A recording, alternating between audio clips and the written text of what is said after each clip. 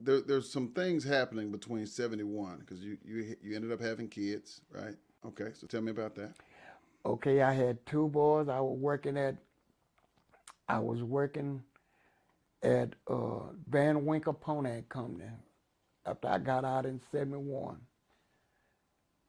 I was working there, and I went to jail again for a pistol case.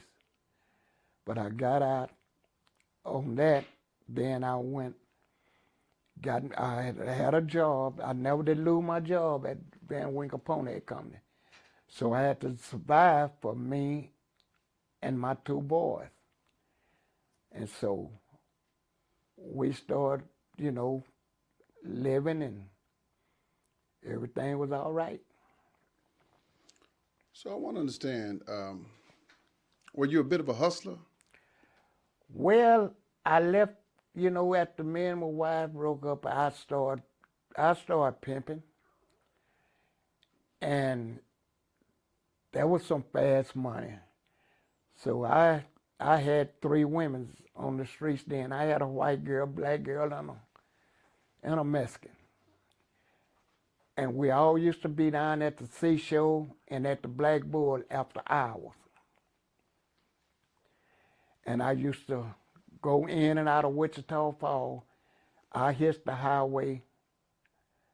I did a lot of short changing, but I had the women doing the other work. Okay, I went to the pen, and I got 2 years.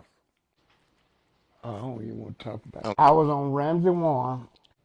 I was I was 19, 20. Okay. Well, in the penitentiary, we were chopping grass, and I was just moving along, and so the old dude told me, he said, say man, I'm gonna tell you what I'm gonna do, young buck.